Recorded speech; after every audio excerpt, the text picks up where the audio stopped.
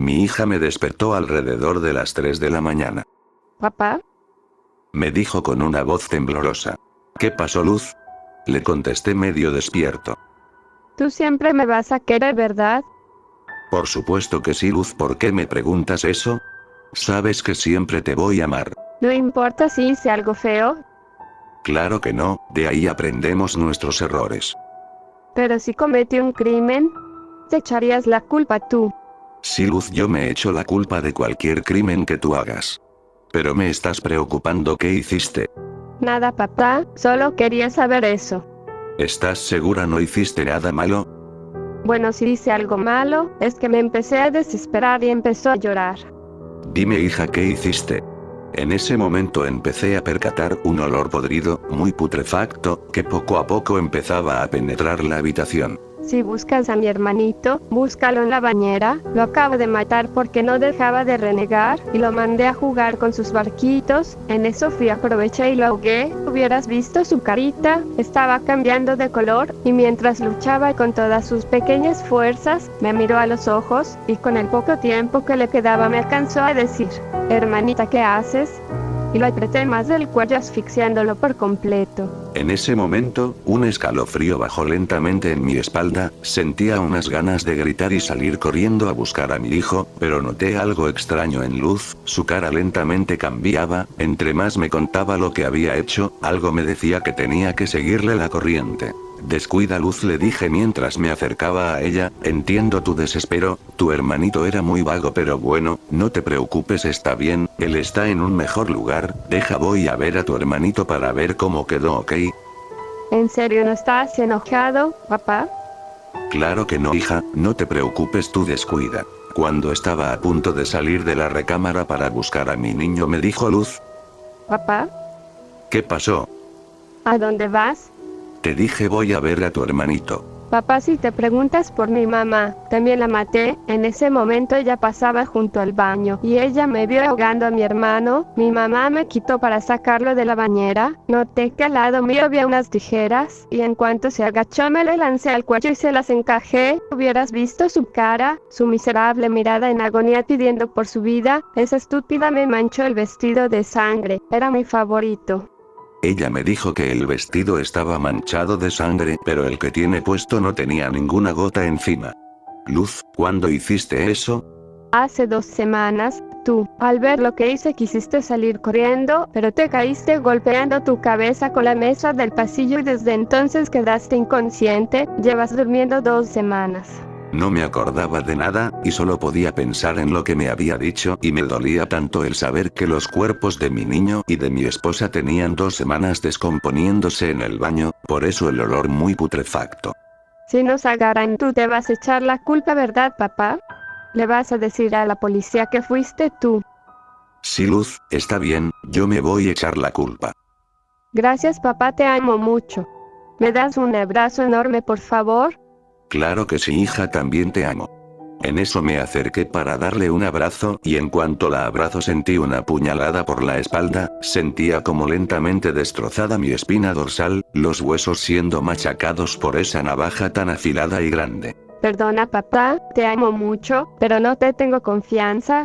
En eso desperté gracias a un olor muy putrefacto como el del sueño, ya que abrí los ojos bien miré el reloj y marcaba las 3 de la mañana, sentí un escalofrío y me di la vuelta y allí estaba Luz a un lado con una mirada que inquietaba por completo y me preguntó con una sonrisa macabra y siniestra. Papá, tú siempre me vas a querer, ¿verdad? Mi hija desapareció hace 3 meses.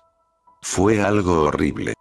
Mi esposa lloraba desconsolada, mi madre sufrió un paro cardíaco. Y yo me empeñé en encontrarla. Le pedí a mi hermano menor que me ayudara, pero, indiferente ante todo como siempre, creo que no le interesó.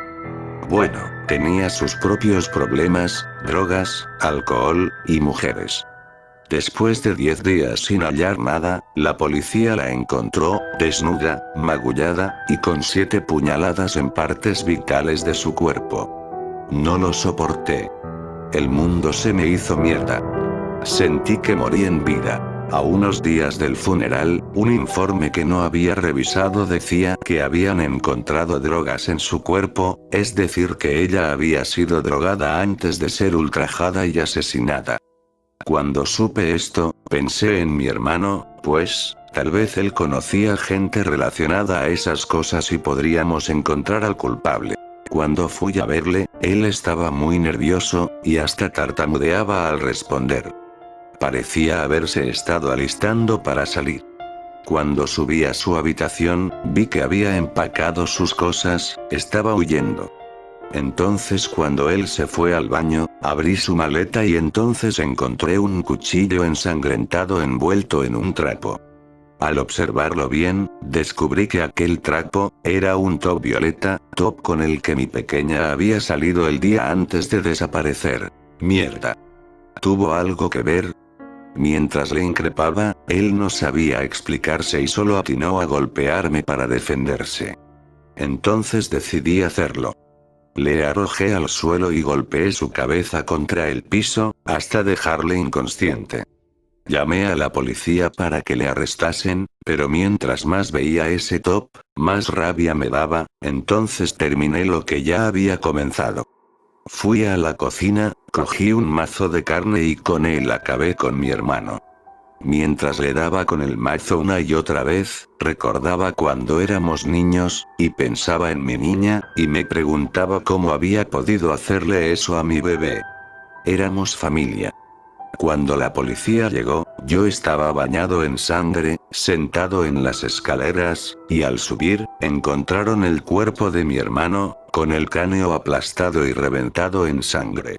Mientras me subían al coche patrulla, escuché como un agente le decía al que me llevaba, que además del cuerpo de mi hermano, habían encontrado el cuerpo de un hombre con el cuello rebanado en el sótano de la casa. Un drogadicto, conocido de mi hermano, un porfiado vicioso que tenía en los bolsillos de su abrigo la ropa interior y mechones de cabello de mi bebé.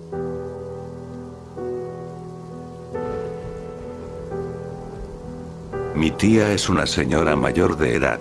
Es mayor de 56 años, aún me acuerdo que cuando iba a su casa, siempre tenía que compartir cuarto con ella, en esos tiempos me gustaban mucho las películas de terror, recuerdo siempre contarle historias de terror a mi tía, yo sentía que le agradaba porque siempre se asustaba, tenía 12 años cuando mi tía me dijo: ¿sabes qué, hijo? Me encanta que me cuentes estas historias, pero la verdad es que no soy muy valiente, aunque siempre me siento protegida.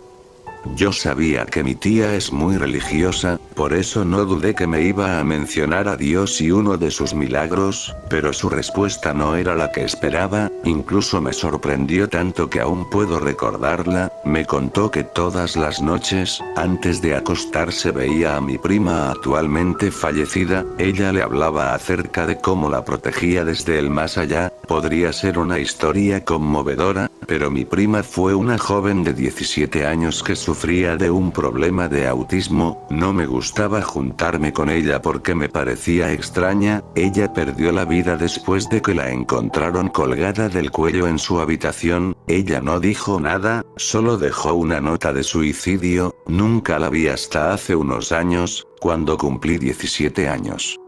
En su carta decía todo lo que estaba pasando, lo mal que se sentía y cómo odiaba a toda la familia, explicaba que no soportaba que la veamos de un modo extraño, como a algo fuera de este mundo. Mi tía nunca leyó la nota, en ese tiempo yo tampoco, pero después de saber de todo lo que pasaba, no puedo visitar su casa y pasearme como si nada. Mi tía ha muerto hace unos años y mi abuela se quedó a vivir allí. Ella me cuenta que mi prima y mi tía le hablan, le dicen que la quieren y que siempre va a estar a salvo. Espero nunca vivir allí, cada vez que duermo ahí siento una respiración en mi nuca y no soporto estar en aquel lugar. Sé que algún día moriré, pero me alejaré de esa casa como pueda. Hasta el fin de mis días,